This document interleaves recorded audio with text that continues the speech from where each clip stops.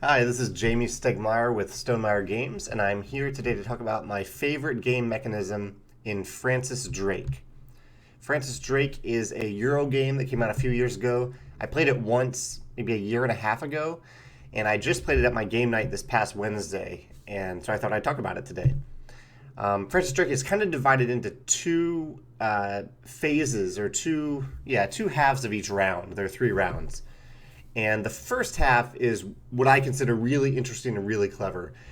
The basic idea is you are walking along, like thematically, you're walking along a dock, and the dock snakes. So it moves forward a few steps and it moves, it like wraps around. This is kind of like the Kalis board, where you're moving down a path.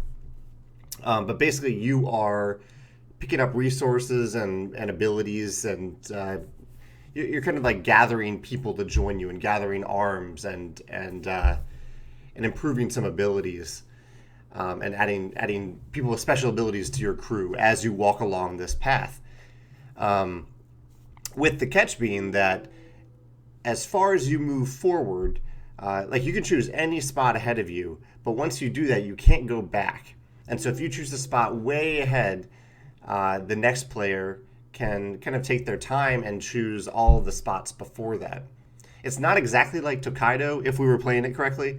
In that, like in Tokaido, if you put your worker way forward on the track, other people continue to take multiple turns before they catch up with you.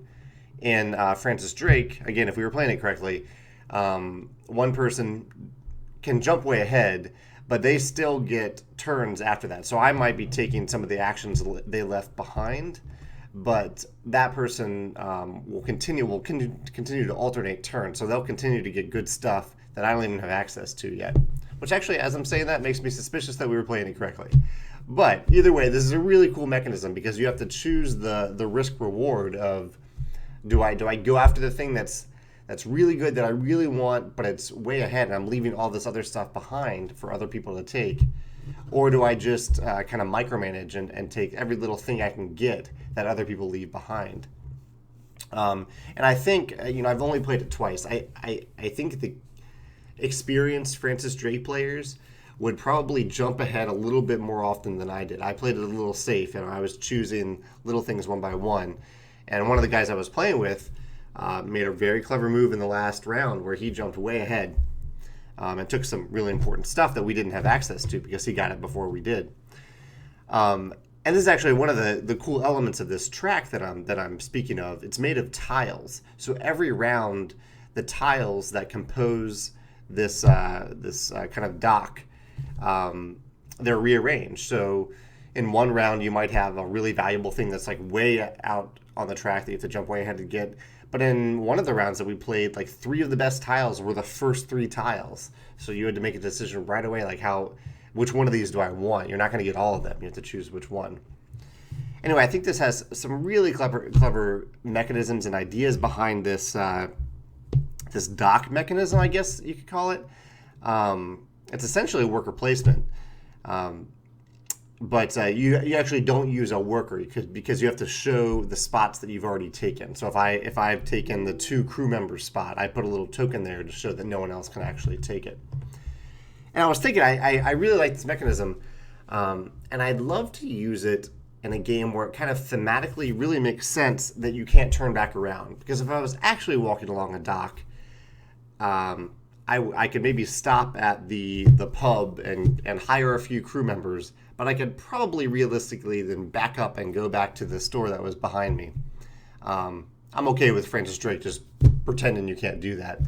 But there is a theme where that kind of does make sense that you can't go back, and that is time travel. Where actually, in time travel, it makes sense that you could go back if you expended some sort of resource to do so. And everything is linear in time travel. You're moving forward, and you're even jumping forward in time if you're using a time machine, to get the better actions, and then maybe jumping back. So I think this could be a really interesting mechanism for a time travel game where you have your little time travel machine.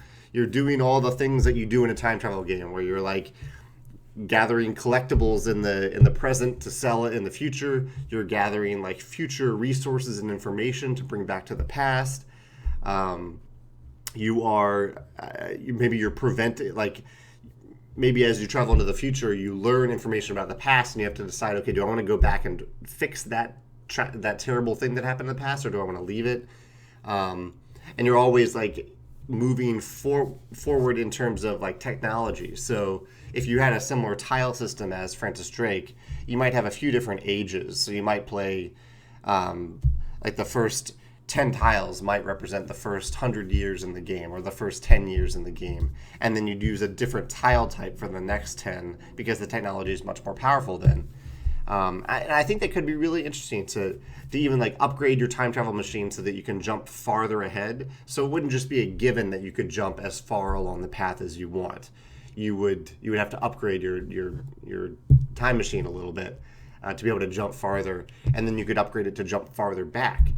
And probably unlike Francis Drake, you would be able to take spots that other players had taken, but they might already have the item that was there. So if player A goes to a certain location along the time track, and they've taken one of the pieces of uranium that were there, then there's one fewer piece of uranium if you go back there and you want to buy some uranium.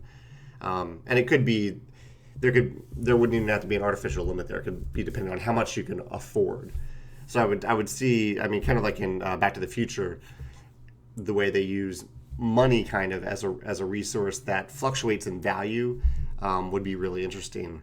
And that, like, you might start off really poor at the beginning, but if you can get that almanac so you can bet on the big game and make a lot of money, then after like jumping back in the past to use that information, and you move back forward, you might have a lot more money. But you also might create a paradox where that path that I'm describing, the whole dock mechanism, maybe it splits off and creates a new dock. Anyway, this is all my thoughts that came out of playing Francis Drake, which I think is cool when a game's mechanisms inspire a lot of other ideas that branch off from it. And I wanted to share them with you to see if you had any thoughts about this dock mechanism that we also see in Kalis and Tokaido, how that could maybe take form in a time travel game. I'd love to hear your thoughts. Thanks for watching, and I look forward to hearing your thoughts in the comments.